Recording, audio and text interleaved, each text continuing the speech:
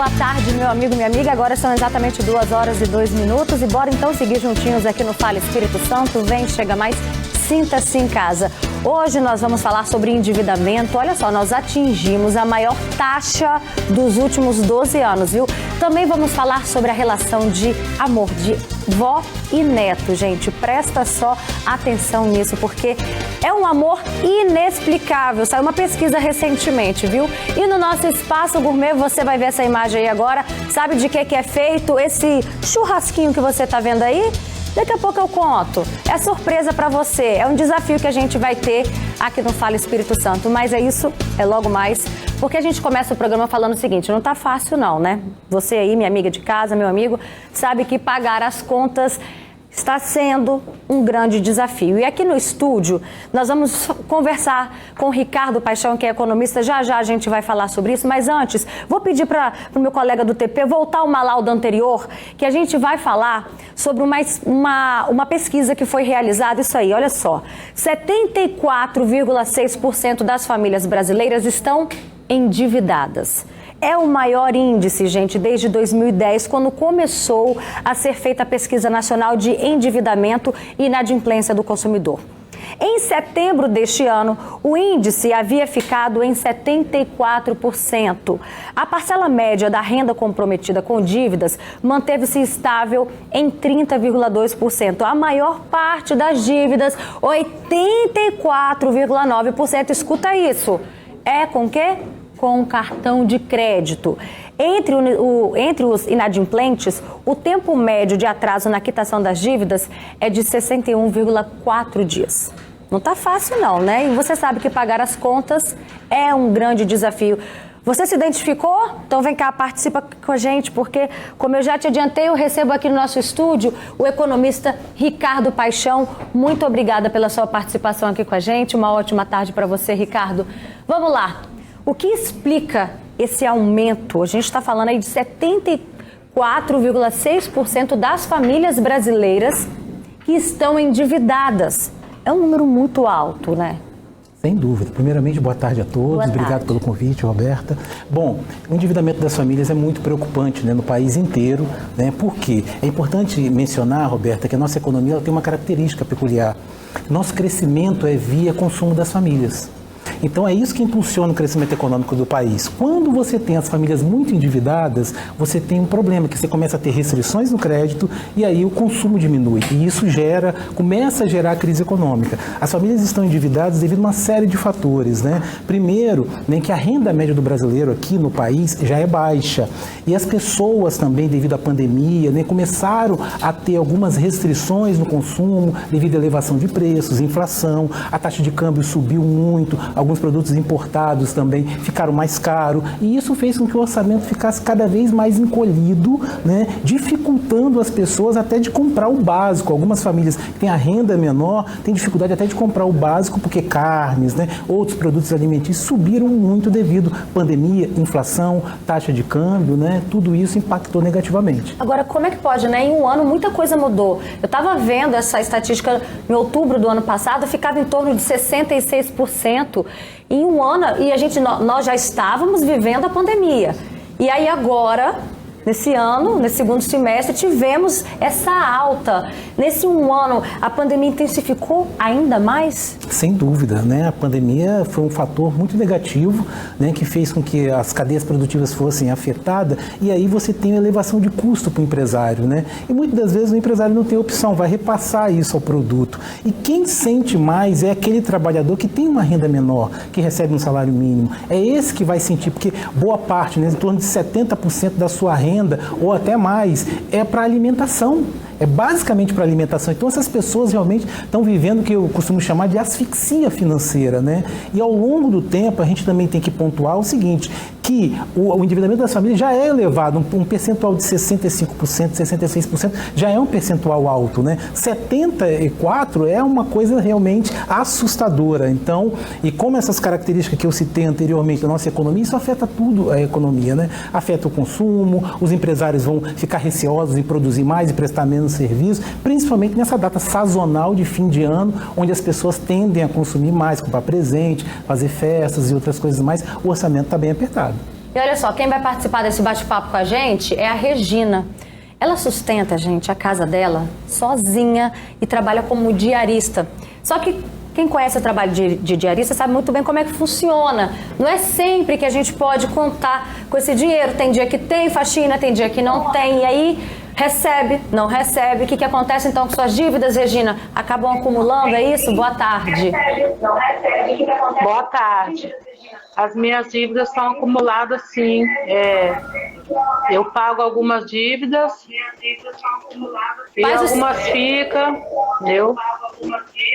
Faz o seguinte, dona Regina, abaixa o volume da sua televisão, que aí não vai atrapalhar em nada aí o áudio que a gente está conversando pela internet. Enquanto isso, eu vou perguntar aqui para o Ricardo com que o brasileiro se endivida mais. Você já adiantou para a gente também essa questão da alimentação, mas o que envolve mais isso? Então, a variável, né, que faz com que o brasileiro se endivide mais é o cartão de crédito, sem dúvida nenhuma. O cartão de crédito, ele é uma ferramenta, desde que as pessoas, né, consigam utilizar o cartão de crédito pagando o valor total da fatura dentro da data de vencimento, até a data de vencimento do cartão, e comprando efetivamente somente aquilo que ela está necessitada. O problema de ter um cartão de crédito é quando você tem um limite muito alto e você não resiste em ir ao shopping, ir em uma loja e sair de lá com uma mercadoria. E isso faz com que a gente compre pela emoção, usando a emoção, a gente não usa a racionalidade, a gente compra demais e acaba estourando o limite do cartão e é surpreendido. Interessante, Roberta, quando a fatura chega e você toma aquele susto, é sinal que você não tem controle nenhum das suas contas, né? Então isso é o ideal a fazer, o que é você não utilizar mesmo. Se você não consegue controlar, você não utilize, tá? Porque ele realmente tem um juros muito alto, em torno de 310% ao ano, é altíssima a taxa de juros, uma dívida pequena se transforma numa bola de neve e, infelizmente, as pessoas podem entrar numa situação de inadimplência e não conseguir pagar. Eu, por exemplo, já iniciei o programa contando aí, o Douglas perguntou, né? Gente, eu não tenho cartão de crédito. Eu não consigo dar conta de parar para poder somar, para ver quanto que vai no final do mês aquilo me consumir. Eu falo, eu prefiro não ter essa dor de cabeça. Então, se eu tenho, eu compro, se eu não tenho, eu não compro. Sabe quem eu vou convidar também para aqui para o nosso bate-papo? Ela não estava nem esperando isso agora, é a Lu Morelato. Ela está aqui com a gente hoje no Fala Espírito Santo. A Lu já vai ensinar a gente a fazer uma receita deliciosa. A gente vai reinventar, ela tem esse dom aqui na nossa cozinha, né? De reinventar as receitas, mas antes eu convido a Lu para participar aqui com a gente, para falar o seguinte: Lu, você, como que é a sua vida financeira? Você consegue ter esse controle ou você é dessas que tem um susto com o cartão de crédito, hein? Então, Roberto, boa tarde a todos. É um assunto muito, extremamente delicado falar de cartão e de dívida, porque todo mês é uma surpresa. Por mais que você tenta, foi o que ele falou, bateu comigo. Quando você toma um susto com a fatura é porque você não tem o controle dos seus gastos. E você tem um limite, quanto mais alto o limite, maior é o gasto. Mesmo você sabendo que tem que economizar, que tem que diminuir os gastos, porque o mês que vem eu vivo de eventos e também sou comerciante, como você sabe. Então, tem mês exatamente o que o economista falou ali. Tudo a ver. Então, assim, todo mês é um desespero novo com o cartão, Roberto. E parabenizo você. Pela emoção? Você age muito pela emoção? Muito, porque eu não sei dizer não pro filho, para mim, para minha casa, para minhas coisas. E ainda bem que eu tenho um companheiro que ele é mais seguro, ele dá uma freada, porque senão, menina, eu meto o pé na jaca e vou embora. O negócio é tenso. Tá vendo só? Deixa eu voltar a falar com a dona Regina. Ela agora conseguiu abaixar o volume aí da televisão. Tá tudo ok, dona Regina? Tudo ok. Boa ótimo. tarde a todos. Boa tarde novamente. Vamos lá. Boa tarde. Como é que você está fazendo para dar conta, né, dos seus compromissos financeiros ou não está conseguindo? Eu estou driblando minhas dívidas, né? Eu se tornei inadimplente também, estou devendo. Meu nome foi pro pau, né? Como diz o ditado, não consegui pagar. Dívidas eu pago um ao mês, aí outro mês eu pago a que está vencida e paga outra. E vou assim, entendeu? aí acaba o gás, aí vem outras coisas, né? Tá muito difícil a gente manter as dívidas, cada mês a gente faz tudo para economizar e as dívidas continuam chegando altas, né, com os volumes, com os valores mais altos. Eu não tenho cartão de crédito, eu não faço dívida, evito o máximo, mas as dívidas estão aí batendo na porta e a gente não consegue driblar as dívidas, porque eu sou diarista, ganho muito pouco, o máximo R$100 ao dia, eu trabalho uma vez na semana ou duas no máximo. E de 100 a 120 reais está muito pouco dinheiro para a gente manter uma família com tudo, né? Água, luz, roupa, lazer, essas coisas a gente não está tendo, né? Não está podendo ter. E aí, quando entra um dinheiro, você dá prioridade ao quê, Regina? Quando entra um dinheiro, eu dou prioridade às dívidas, à alimentação. Você tenta, então, dividir até mesmo ir pagando uma das suas dívidas? Sim. Às vezes eu faço uma diária para poder pagar um gás, uma diária para poder pagar um talão de luz, e assim sucessivamente. O que eu posso, o que eu não posso, vai ficando para trás. E isso daí que a senhora disse são coisas que não podem ficar para trás, né? O gás, porque como é que você vai cozinhar? O que adianta você comprar comida, mas não ter como cozinhar, né? É verdade, é verdade. A energia, você também precisa. Sim, é umas coisas básicas da vida da gente que a gente não consegue ficar sem. Porque se o vendedor de gás me vende o gás a crediário para me pagar depois, esse gás fica muito mais caro. E aí tudo vira uma bola de neve de dívidas. Pois é, e como lidar com essa bola de neve? É por isso que a gente está aqui recebendo hoje o economista Ricardo Paixão.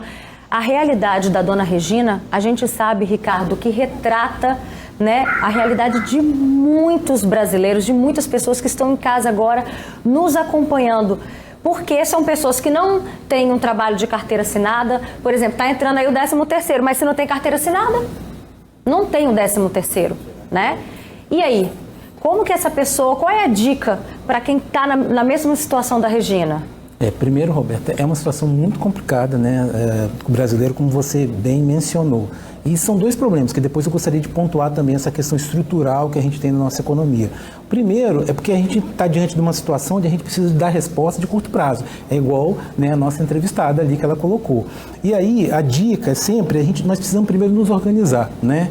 Ter anotado em algum local, pode ser num papel, numa folha uma sacolinha de pão, aquelas de papel, qualquer lugar você pode anotar todas as suas dívidas, né, quanto que você está devendo naquele mês e saber também o valor da sua renda. Porque aí, Roberto, dá para você ter uma dimensão do seguinte, olha, esse mês eu estou diante de uma escolha, né, eu não tenho dinheiro para pagar todas as minhas dívidas, mas aí eu tenho que priorizar algumas. Então, assim, o que é essencial? Claro que praticamente tudo é essencial, mas o que de certa forma eu posso abrir mão? Então, uma conta de luz, de energia, né, são contas prioritárias, né, se a pessoa paga aluguel, também é algo importante. Enfim, você vai ali selecionando aquilo daquele momento que você pode pagar. Isso a curto prazo, né? Se for possível também, porque às vezes, Roberto, as pessoas, né, a gente tem aquele dom, você tem uma habilidade, acho que é essa a palavra, né? Faz um bolo legal, faz uma comida bacana, e aí você pode se utilizar também daquele tempo que porventura a pessoa possa ter para poder tentar aumentar a renda também. É uma estratégia, porque a situação não é fácil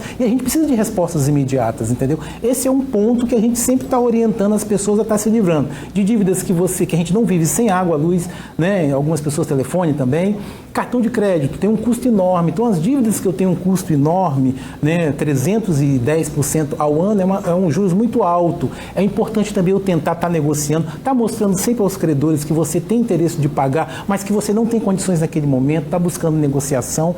E, mais importante, as pessoas, poxa, eu não tenho conhecimento de finanças, Ricardo, eu não sei decidir o que é prioritário. Buscar ajuda técnica, ajuda especializada. E aí vai uma dica, Roberta, que o nosso Conselho Regional de Economia do Espírito Santo é um órgão, né, uma instituição pública, está aberto para a sociedade, as pessoas podem estar procurando o conselho também. Dependendo da dúvida, você pode conseguir uma orientação gratuita, né, de como você você se planeja, um economista pode estar te ajudando, dependendo das dúvidas que você tem. Então, é importante estar buscando também essas instituições para me orientar, porque muitas pessoas não têm orientação, elas não sabem, não são obrigadas a saber tudo realmente, entendeu? Eu enxergo uma dívida como um nó, e às vezes a gente não sabe como começar a desfazer esse nó. Eu também já passei por isso, minha amiga. Acho que todos nós já passamos por isso na vida. E aí eu precisei realmente de uma pessoa, no caso foi uma amiga minha, que falou, ó, vem cá, senta aqui, vamos fazer assim, assim, assado, a gente vai dividir. E detalhe, em parcelas que você consiga arcar, porque de nada adianta a gente renegociar e depois estourar de novo. E não tô conseguindo, aí piora de uma vez por todas, né? Olha só, agora a gente vai ver o depoimento da Thalita, que vê com desespero o começo do mês, que é o quê? Quando as contas chegam e aí não tem dinheiro para pagar. Olha só. Olá, boa tarde. Meu nome é Thalita, eu sou moradora da Grande São Pedro e eu vim falar com vocês que uma das maiores causas que tem acontecido entre a gente de ter desistido das coisas foi em relação ao desemprego, né? Que as dívidas estão chegando, talão de energia, né? O cartão tá chegando, as dívidas estão chegando. A gente não quer ter essas dívidas pra gente, né? A gente quer pagar, só que devido ao desemprego, a gente não tem conseguido quitar as nossas dívidas, né? Eu faço um curso de enfermagem, entendeu? E devido a eu estar desempregada, talvez teria que desistir do curso porque não estou conseguindo pagar a mensalidade, entendeu? E as dificuldades estão aí nas portas, né? E tá muito difícil as coisas hoje em dia, muito difícil mesmo. Muito obrigada, Thalita. Um beijo no seu coração. Olha só, a Fernanda Cipriano participa com a gente e ela fala que ela tem uma dívida alta numa financeira, só que eles não negociam de jeito nenhum. Ricardo, o que é possível ser feito nessas horas? E a gente sabe, né, que tem um interesse também da financeira em ficar postergando essa renegociação, né? Então, é importante a gente sempre destacar que todos os contratos têm que ser cumpridos, né? Se for estabelecido aquele contrato, o ideal é estar sendo cumprido. E aí pode acontecer um caso desse, onde a instituição realmente esteja dificultando, e eu vou indicar, né, para ouvinte a seguinte questão: você pode estar procurando também o PROCON. O PROCON é uma instituição que ela serve também, que auxilia, né, de intermediação entre o credor e a pessoa que está em dificuldade. Então, de repente, a ajuda do PROCON poderia ajudar muito essa pessoa para poder, né, ela intervir nessa negociação, para ver das partes. Se ela já foi, eu não sei, não ficou claro se ela já foi pessoalmente, já recebeu alguma proposta, ou se eles não oferecem alguma proposta, mas o auxílio de uma instituição, né, que está acostumada, está estruturada também para poder lidar com esse tipo de situação, ajuda bastante a gente sair dessa. Aqui no Facebook, a Neuza Trajano também participa com a gente. Ela fala: Roberta, boa tarde. Para mim, cartão de crédito é para quem é controlado, que é o que você falou, né, Ricardo? Sem dúvida. Ela fala, mas às vezes compramos algo que não precisamos, justamente por quê? Porque temos ali o cartão na mão. Eu prefiro não ter e sou precavida. A gente é do mesmo time, viu, Neuza? A Terezinha Guerra também participa com a gente. Ela fala que trabalha em casa como manicure e pedicure e ela ainda conserta roupa, né? Olha aí, dando um jeito de se virar nos 30, né? E a cada mês o ganho é diferente do outro e aí por isso ela não tem cartão de crédito. Ela procura comprar à vista e aí economiza o máximo nas contas de luz e água. Tá aí uma estratégia, Ricardo. Quem pode, quem consegue comprar à vista é uma boa oportunidade para chorar também um desconto? Sem dúvida, quem compra à vista está ganhando duas vezes, vamos colocar assim, né? Primeiro que no final do mês você não vai ter conta para poder pagar. E outra que você está numa situação privilegiada para barganhar um preço melhor. Então, o ideal é, a gente se planejando, Roberta, você pode definir prioridades. E isso faz com que eu compre à vista. É claro que vai existir períodos que pode ser que não seja possível, mas sempre que for possível, se você priorizar a compra à vista, você está em condição mais vantajosa, né, para conseguir um desconto maior. E o ideal é sempre estar chorando mesmo, porque quem paga à vista, né, você vai pagar àquele empresário o valor total daquele bem, entendeu? Então é interessante para ele também receber o valor total, ele pode te dar um desconto e aí é uma questão de negociação. Bom, e a gente vem acompanhando aí que a taxa de desemprego, ela vem dando uma reduzida, né? Antes a gente chegou a ter aí, gente, cerca de 14 milhões e meio de brasileiros que estavam desempregados. Isso, inclusive, é resultado de uma pesquisa que saiu hoje, tá bom? Que mostra exatamente que o desemprego caiu para 12,6% no terceiro trimestre. Só que ainda atinge aí 13,5 milhões de brasileiros, isso segundo o IBGE. Entre elas, a Thalita que a gente viu agora, né? Enfim, a gente sabe, Ricardo, que embora a taxa de desemprego venha caindo, o nosso poder de compra também não vem acompanhando, né, o que a gente esperava, só vem diminuindo também, né?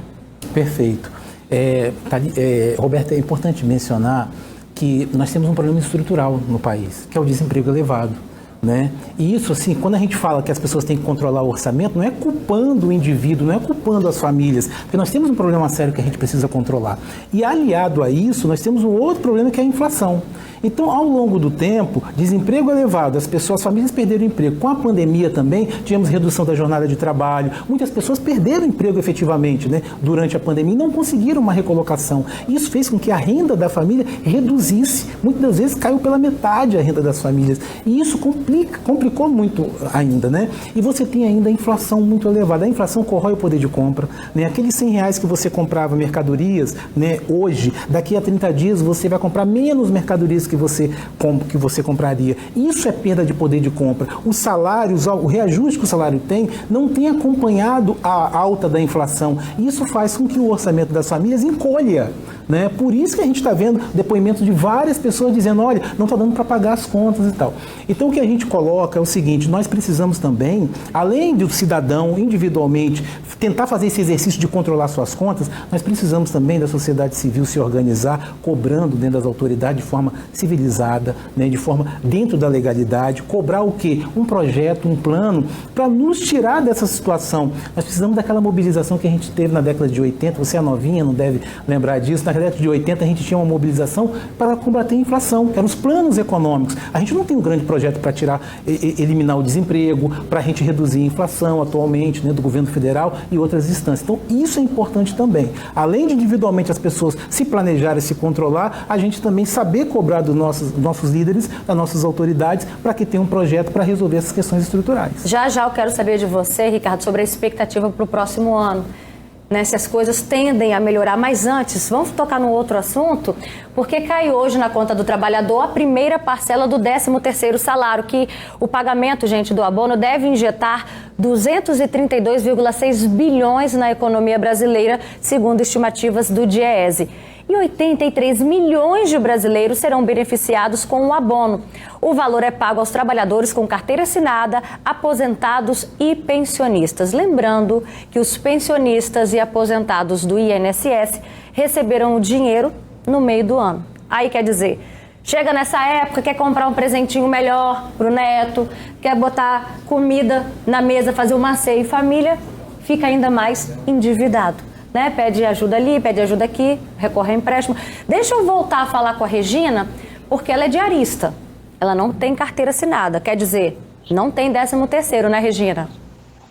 Não tem um 13º, nem um 12º, nem um 14º. É o que eu ganho, o que eu trabalho. Se eu trabalhar, eu ganho. Se eu trabalhar, eu não ganho nada. É desse jeito. E aí? Pode falar. Chega no final de ano, a gente sabe, aquele momento de emoção, Natal, né, as festas de fim de ano. Você confraterniza com a família? A gente faz o que pode, né? A gente junta pratos e combina quem pode dar alguma coisa ou outra e a gente se confraterniza sim. Graças a Deus, no simples a gente se confraterniza sim. Graças a Deus. Graças a Deus, né? E a gente sabe que fica ainda mais, difícil fazer até mesmo esse junta-prato, não fica, Regina? Ultimamente está sendo mais difícil. Ultimamente, nos últimos anos agora, está sendo bem mais difícil as pessoas não estão convidando a gente mais para aniversário, né? Para churrasco, essas coisas assim, porque tá difícil para todo mundo. Então, né? só o sangue de Jesus, né? Tá difícil a inflação, o negócio tá triste mesmo. O negócio realmente, você falou, tá triste. Deixa eu voltar com o Ricardo Paixão aqui, que é o economista participando com a gente, para falar então dessas expectativas para 2022. Tendem a melhorar ou a gente ainda não consegue nem enxergar essa luz no fim do túnel? Então, Roberta, próximo ano, realmente, infelizmente, a gente não tem grandes perspectivas, né? Principalmente que é um ano eleitoral, nós precisamos de algumas definições, né, sobre o ponto de vista político, e depois disso, aí sim, aí que a gente vai poder angariar. Então, eu vejo que em 2022 a gente ainda vai estar com uma inflação um pouco elevada, a inflação deve fechar o ano aí próximo de 10%, que é uma inflação muito alta, né, para os padrões atuais, né? O salário também, né, o salário mínimo realmente muito reduzido, se tiver a correção que vai ser uma correção bem reduzida para o salário mínimo. Então, as perspectivas para o ano que vem é mais um ano de sacrifício, né, que a gente vai ter que estar fazendo, esperando sim que a próxima, né, o próximo governo, né, os próximos políticos que entrarem aí sim estabeleçam um projeto para que a gente possa realmente ter revitalizar a nossa economia, que atualmente nossa economia, infelizmente, está numa estagnação e a gente não vê grandes perspectivas de melhora, pelo menos, né, nos próximos meses aí que vai adentrar aí 2022. Ou seja, o brasileiro vai ter que arregaçar ainda mais as mangas para colocar comida na mesa, né? Aquilo que você falou, fazer um bolo, fazer uma unha, se reinventar um artesanato para a gente tentar se virar e tentar ao menos colocar comida na mesa, não é verdade? Sem dúvida. Tá certo. A perspectiva é essa. Obrigada pelas suas orientações, as suas explicações aqui para os nossos telespectadores. Volte sempre, é um prazer recebê-lo aqui no nosso estúdio, tá bom? Prazer todo meu, Tá à certo. disposição.